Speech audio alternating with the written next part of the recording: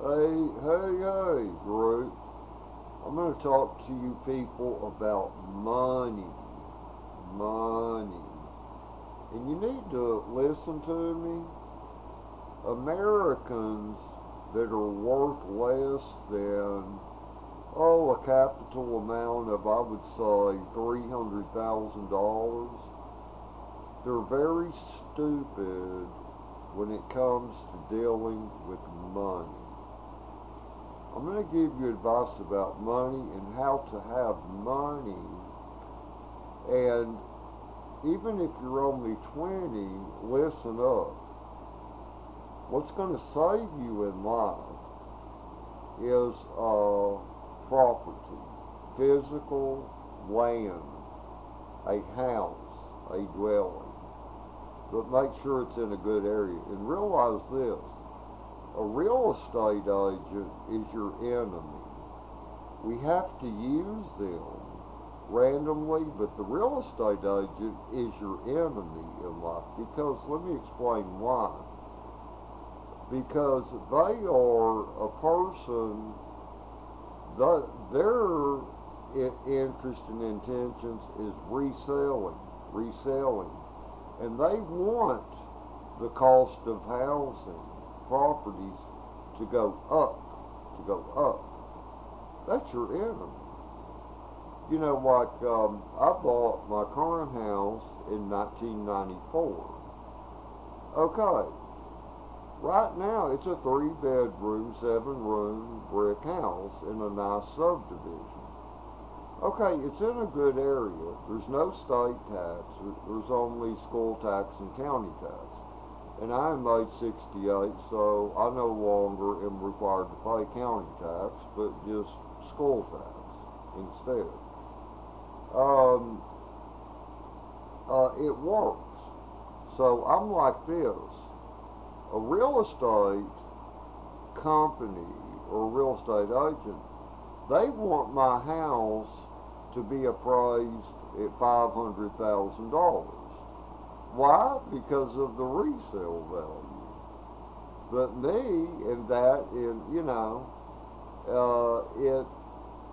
it's of higher interest to other investors that want to buy a home so they can permanently lease them or rent them to individuals. Okay, but then a person with interest, I'm buying a house so I can become 99 and die there. That'll be where I die.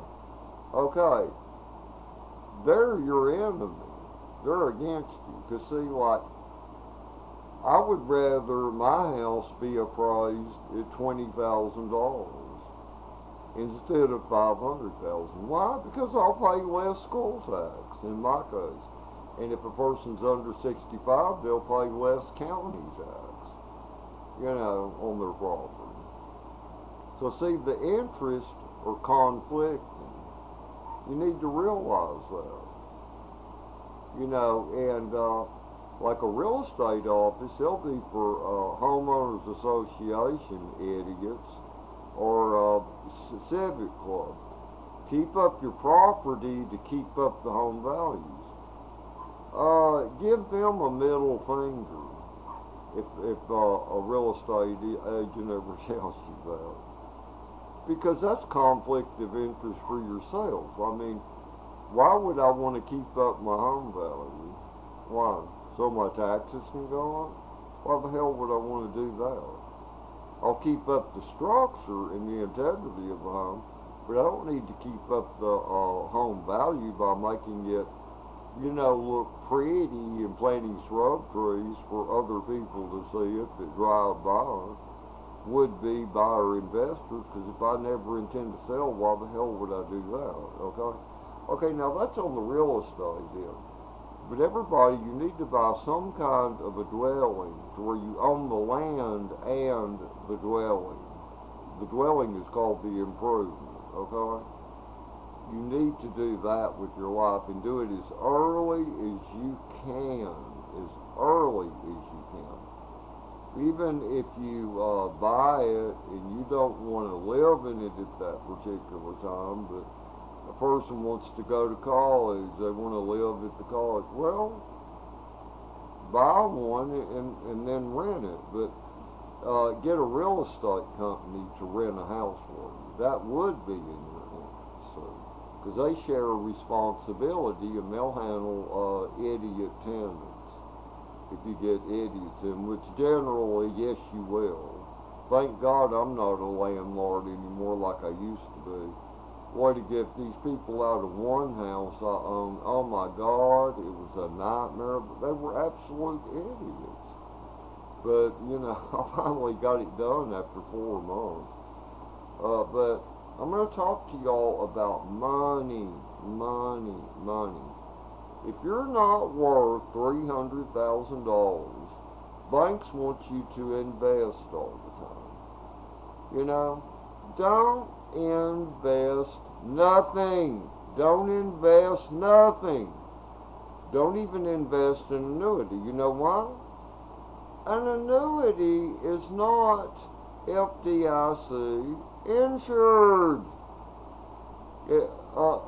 An annuity, all that is, it's something, a company name or some subsidiaries, and a group of investors, same as an insurance company. Usually, it's backed by insurance company owners or people that own apartment complexes, you know, which is groups of investors. They can fall. You get nothing. Do not invest in an annuity. An annuity is for someone in the United States that has over $300,000, but you only invest $10,000 per annuity. Don't go any higher than that. You know, I knew a very wealthy woman. You know, she's a friend of my family since I was a child. I knew her very well. I listened to this woman. It was back in 1976 to 1978. Before she passed away, I paid attention to what she would tell me about things, and it amazed me. She was president of the Capital National Bank here in Houston, Texas, downtown. A very tall skyscraper. She was president of the Capital National Bank. And I would talk to Aura, and she would talk to me, and she was very serious. And she told me how that money works, that people do not understand.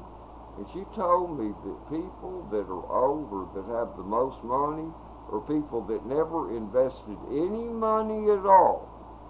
And back then, she told me, you know, inflation was different. And she used to call me Bubber. My nickname is Bubba, but she'd call me Bubber. And she'd say, back then, you know, being inflation was different, she said, Bubber, if you're not worth $150,000, don't be a part of any 401k plan at any employment you may have or whom you may work for. Do not invest in any annuity, and don't you ever play the stock market. Don't have a stockbroker. And if you ever have a stockbroker, you be sure that you're worth at least $200,000, and you learn the ropes. Even go to school and learn how to properly play the stock market, because if you don't know what you're doing, you will lose, because they want you to lose so they can keep your money, because not all stocks rise. So where is their gain for these group of investors? Their gain is to get that money from which their stockholders invested. And she said, don't ever play that market unless you go to school to learn how to do it, and you better make sure you're worth over $200,000. And anything you invest in stocks, be sure it's money you can afford to lose, or don't do it. And her word was don't get any annuity unless you're worth at least $150,000 and have at least one home paid off, so you're not bound to rent or mortgage, and don't pay in more than $10,000 for any particular annuity, because it's gambling. It's a form of the stock market, but it's easier because you don't have to use a stockbroker.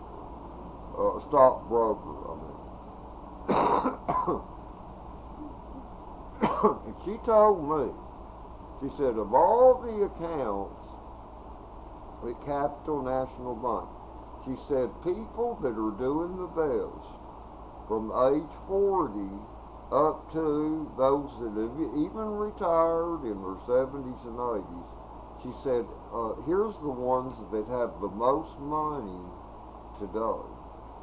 She said it's people that never invested anything. It's people that bought homes when they were usually in their 20s or before they turned age 30. And it's people that had regular savings accounts, and to where they saved on a weekly or a monthly basis, saved money. And I took her advice, and I'm well-to-do now today. I'm well-to-do. I never invested shit. I retired from Hydro. I wasn't part of their 401k plan. Why? Because of what she had taught me. I studied who their group of investors were. I didn't like it. And I thought, this is just a gambling casino type of shit, to where that later the company, they bail out on people, and then there's not a damn thing that they can do about it, because even though you can use civil lawsuit against them, you can't get money from where it does not exist. It's like money could never be gained from the Rockefellers for what was Standard Oil Company in the year 1940 when the Supreme Court ruled against them. Why? Because it wasn't there, because they filed bankruptcy. There you go, you see? And in the United States, see, you can't go to jail for owing anybody money. Now, you can go to jail for committing fraud, or the money does not go where it was supposed to go, or promised to go, or supposed to go based on documents at hand, which would be an act of fraud, an intentful act of fraud. But here's what I've learned in life. People, stop investing money. Quit falling for shit that's from banks or insurance companies. State Farm used to be bad about this shit. You need to invest in this. Invest in that. Watch your money grow. No, people, no! These days, unless you're worth $300,000, don't invest nothing. Nothing. Just have multiple savings accounts. Once a savings account becomes, let's say, $150,000, buy a $10,000 annuity. 2, 3 of them.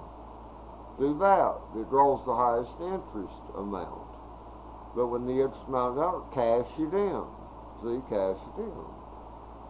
And don't get annuities to where you have to wait for a maturity period. Bullshit. That's just so investors can, that's like a 401k plan. It's to where investors are playing with your money for decades while you sit back, you don't have the use of it, and to where the whole thing can fall. It can fall. Things change in life. Savings accounts, people. Savings accounts. That's the secret to having money. That's how it's done. Put money in savings account and quit thinking about investing money. And quit blowing money. Wherever you may work, don't go to a fast food place every day where you work. Don't do that shit. You know, my co-workers at Idrill did that all during the 70s, 80s, 90s. I never did that shit. I packed a lunch kit, a lunch box like I did when I went to elementary school as a child. And now, a lot of those people, they made big ass money. Big money. Now they're still, a lot of them still living out of fucking apartments. You see? It's ignorance, you know, when people throw money away. You don't be stupid, man. Because, you know, even a fast food joint, guess what? It's owned by investors. It's people getting rich off you. Now, let's say a person wants you to invest in an annuity, and most banks, if you're worth 50 grand, they'll come at you. You really should get an annuity, the higher interest rates that you can make, and all this, and when you're age 59, that's a maturity date. No, don't do it. Because guess what? The investors that own that annuity they want to see, they're worth millions of dollars. They're worth millions of dollars. So sure, they want to play with your money to where their money's not at risk, to where they can fall, and you know, you're the one that lives in jeopardy of all your money being lost. Of course they're going to do that. Because the rich get richer by the ignorant and the poor. That's how it works, people, on this earth. Not just America, but on this earth. But here's what I'm telling you. Make it a religion, because here's something Aura told me from being president of the Capital National Bank in Houston back then. She told me, she said, Bubba, you will have the most money if you pay off a mortgage, get a mortgage paid off when you're younger, before you're 50. And putting money, make it a religion, even during the mortgage period. Have a savings account and put at least $10 out of every $100 you make in a savings account. Make it a religion in your life. And take $10 out of every 100, and this was back in 76. $10 out of every 100, and when people ask you how you're doing, give them the feedback, I'm broke, I'm struggling. Don't tell people what you don't have, and don't tell people what you do have. Just say, I'm broke, I'm struggling. That's the feedback you give them. Then that's the people with the money. Because all those guys that had 401k plans with Hydrill and other companies I knew back then, why have I got more money than they did? I didn't play with that shit. They were shocked back in the late 70s.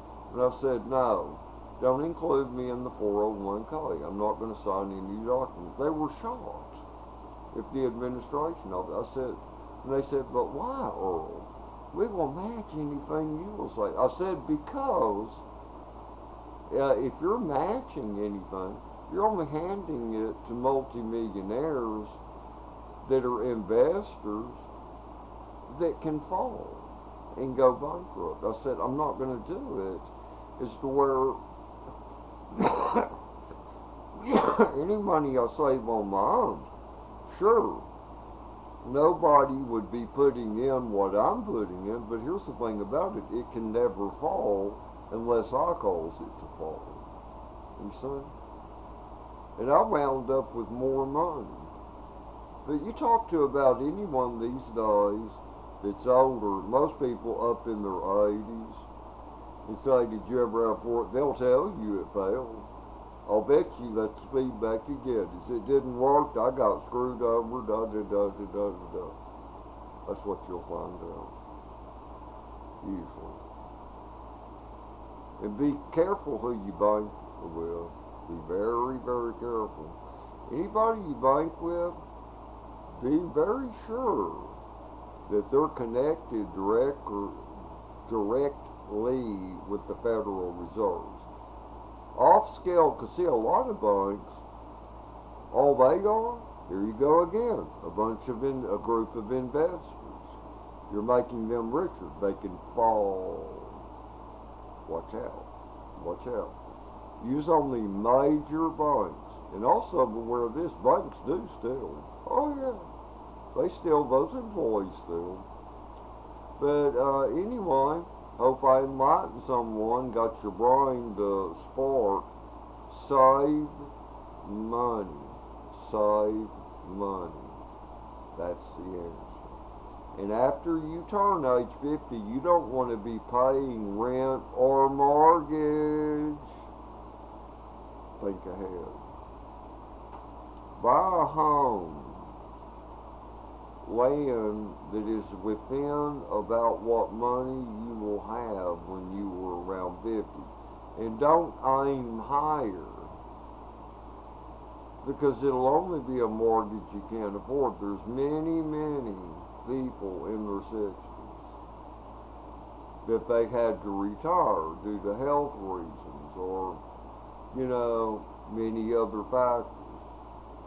But they still have a mortgage that isn't complete. Why? Because they aim too high. You got to think about where you're at, your skills and your earning abilities, and how much money you are able to make without struggling, to where you could just commonly, comfortably make. And buy a home to where it will be paid for when you're 50.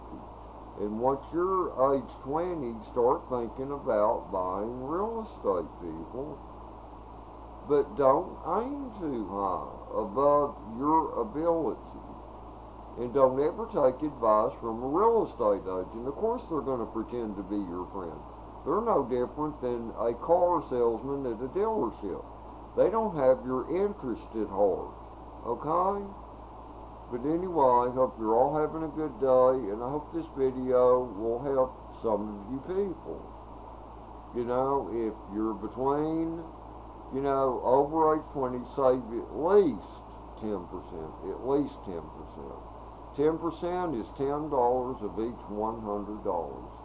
And make it a religion. Save money and don't invest in nothing. Okay? Nothing. Bitcoin, nothing. Just have a savings. Later. And Jesus Christ is the answer, people. Remember, hopeful hands end up to be empty hands. Busy hands, however, that create and work end up to be full hands. Later.